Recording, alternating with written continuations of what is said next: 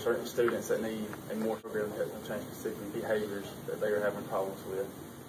The more sort of plan that we're going to discuss is going to be the individual behavior plan. Now let's look at the 4 major points of that plan. Determining if a student's behavior disrupts his or her learning, what changes can be made in the classroom to prevent this behavior, what new skills the student may need to learn in order to be successful at school, how can you as a teacher work with others to implement these behavior change strategies? Oh, wow. Sorry. Individualized plan, behavior plan for a student is not solely one teacher's job. It's the job of the job of the special ed teacher and generally the general ed teacher as well. Sometimes a counselor, but to the point it's a team effort to help develop a plan for that student to be successful in school and later on in life. What do you think are the key concepts in using behavior management to positively influence students' behavior? You have to respect your students. Mm-hmm. Give them the same respect that you want from them. You also have to let them know the positive behaviors that you want from them. Tell them, I expect you to sit on your bottom, put your feet on the floor, sit up straight, keep your hands to yourself. Find things that appeal to them. Sometimes it might be chips or candy. Sometimes it might be extra time on the computer. Sometimes it might be taking a book back to the library, letting them feel a little independence. If you don't know what is a reinforcer for a child, if you target a specific behavior, tell them. If you can say 5 sight words, then I'm going to let you have 5 minutes on the computer or with a game or color in a color sheet or reshelving the books. You have to know your students, but you have to let them know how you expect them to behave, and you do have to respect them. Thank you, Ms. Oliver. Those sound like some great points. I'm glad you approve. Well, them were some great points by Ms. Oliver. As teachers, we need to remember, be sure to show every student respect and treat them as single individuals. Hint the word individualized plan. And also, teachers need to remember that not to jump to conclusions about the behavioral plan just being on the, yes, it's for the student, but also the teacher needs to assess themselves and see what they could do to help put that student in a successful environment to stay away from that negative behavior or undesired behavior, to help that kid be as successful as they can socially and academically. Okay, today, Ms. Hicks, I'm going to ask you a couple of questions about how do you think behavior should be managed in the classroom.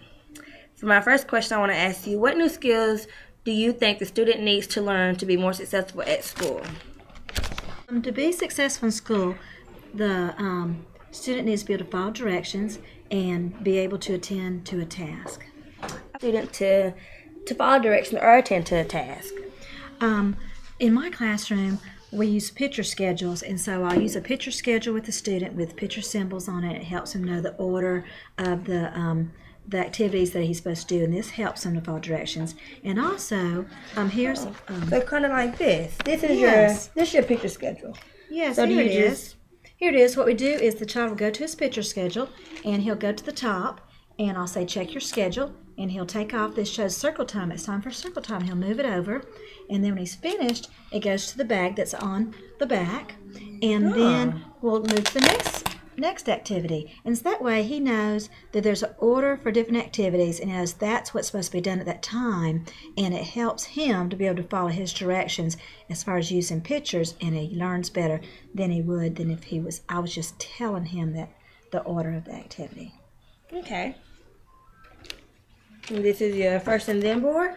Yes, and another thing we do is we use the first and then board, and that way that student may really, really want to be watching TV, but it's not time to watch TV, it's work time. Work time at the table, work time maybe at a center activity, and so what we'll show them is first work time, then television. So he knows that the television is coming and he's going to get to do it. Or this may be computer. It's going to be something he really, really wants to do for then. But he knows that that way, once he does his work that he's been asked to do, that he can do his television after that. Okay. And some other ways we do is that when we ask the student to follow direction and to attend to a certain task, sometimes we do have to do a hand over hand so that the child knows that they're going to complete whatever's been asked of them. They're going to successfully complete it, and that way they feel like, yes, I did what the teacher asked, even if it's to take their hand and actually help them do a writing activity or a hands-on or a fine motor activity. Okay. And for my next question, I would like to ask you, how do you work with others to implement these behavior change plan strategies? I work with other teachers and therapists that work with that student to provide a positive behavior take place the negative behavior. We do have students that have negative behaviors, but we want them to have the positive behavior. So the positive behavior is actually their behavior plan, and what we want to do is redirect the student to other positive activities, such as the computer instead of whatever that negative behavior they're doing, or a teacher center, or we could have a sensory activity. They may need that at that time. It could be bouncing on the ball. It could be as far as swinging. It's really it's individualized, whatever that student needs, depending on that particular student. That's how we try to exchange, though, the negative behavior for a positive behavior. Okay. Well, Ms. Hicks, I would like to thank you for your interview time today. You have been very great for me. Thank you so much. I agree, Cody. Those points made by Ms. Oliver and Ms. Hicks were very important. I like the way Ms. Hicks talked about using the picture schedule to help a child stay on task, especially using some of those positive reinforcements that Ms. Hicks made.